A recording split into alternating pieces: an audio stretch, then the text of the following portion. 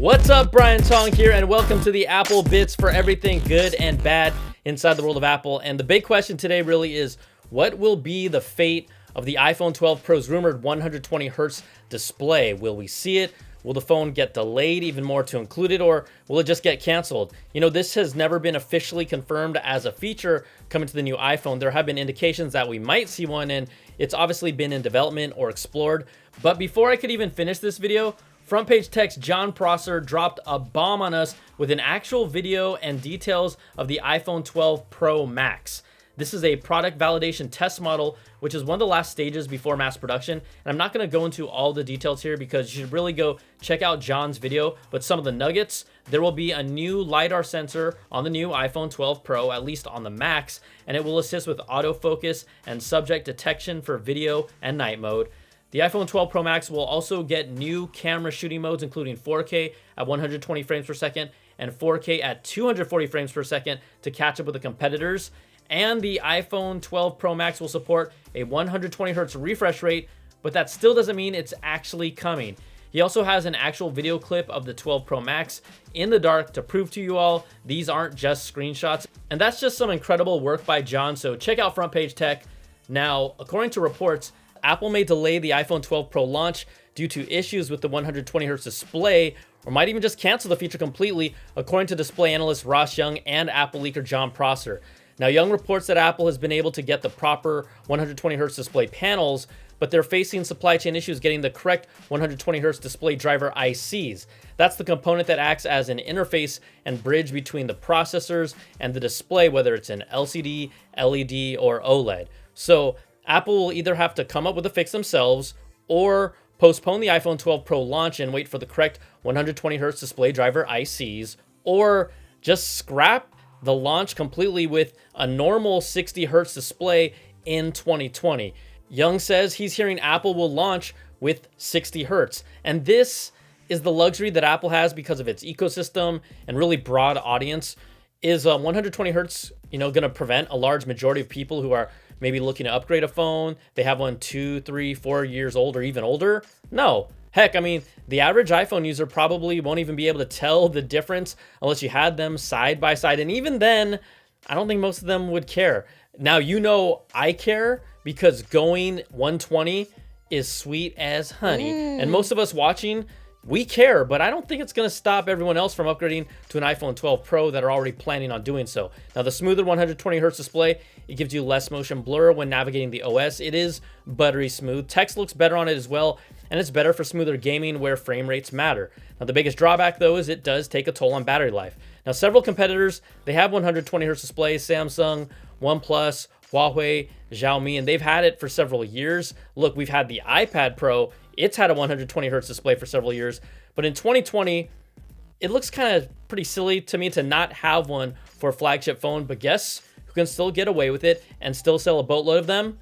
Apple. Apple has never even had a 90 Hz display on an iPhone. Front Page Tech's Jon Prosser has reported Apple is still testing 120 Hz ProMotion for iPhone 12 Pro, specifically for at least the 12 Pro Max. He said it's just working fine with a manual toggle in the settings to turn it on or off. But Prosser also told people, do not give up on 120 Hz on the 12 Pro yet. So you're telling me there's a chance? Yeah! Yeah, we know Apple historically just plays it safe, and that's because they know Apple users will keep coming back because of one word: ecosystem. An iPhone without a 120 Hz display is not a deal breaker, but it's a letdown for a lot of people who want Apple to bring some of the new tech that almost every other flagship phone has. Sounds a little too familiar, huh? But having this much uncertainty around their flagship product this late in the game doesn't really happen. Now, we won't know until the official announcement, but if we lean on how Apple handles these type of things, you probably shouldn't keep your hopes up too high for a 120 Hz refresh rate, but maybe they surprise us and it gets done. We'll see, but the big question for you now is, if it's not going to have a 120 Hz display on the next iPhone, is that a deal breaker for you? Will you still upgrade or won't you? Put it in the comments. And also say hi to my mom because she watches all the videos. Hi, Mama.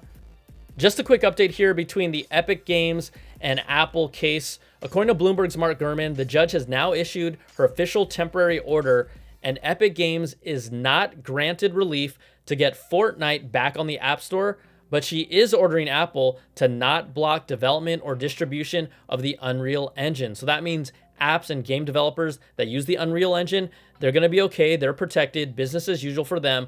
But for now, Fortnite is not coming back to the App Store. And we know this still has a long ways to go with this back and forth beef between Epic Games and Apple. So we will continue to keep you posted and see what happens.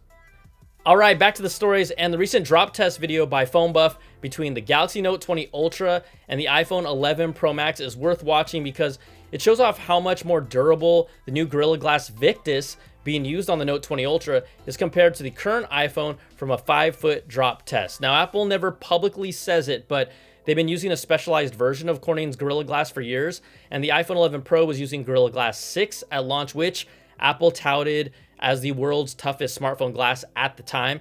The video shows how much more durable Victus is from a direct 5-foot drop, so the hope is that we see this next generation Gorilla Glass Victus on the iPhone 12 line.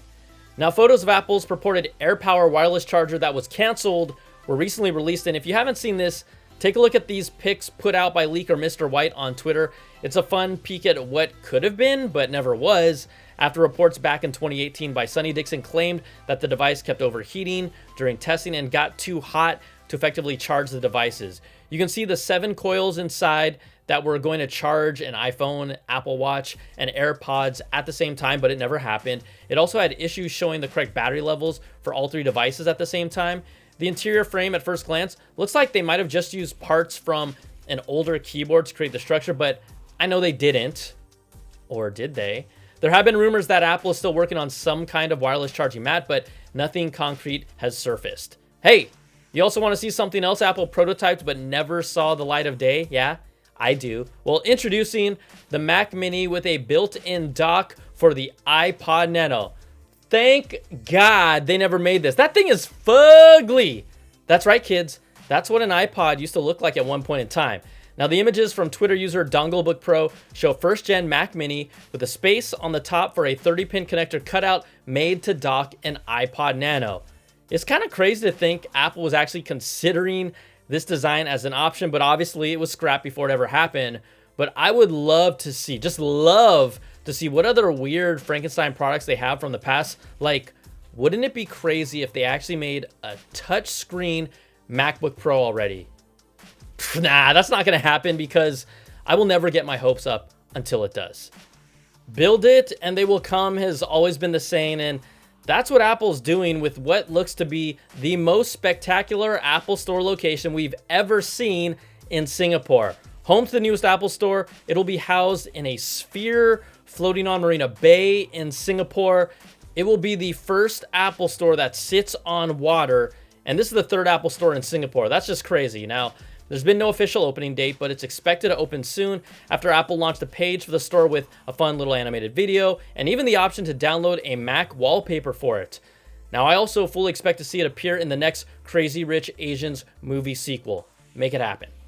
All right, that's going to do it for this video. You know the drill. If you like what you see, give me that thumbs up, subs up, and hit that notification bell, ding, to get all my videos when they drop. Plus, if you want to dive even deeper, you can check out my weekly podcast, The Apple Bits XL, where we cover it all with special guests. Thanks so much for watching. I'm Brian Tong. Take care, be safe, and I'll see you next time. Peace and love.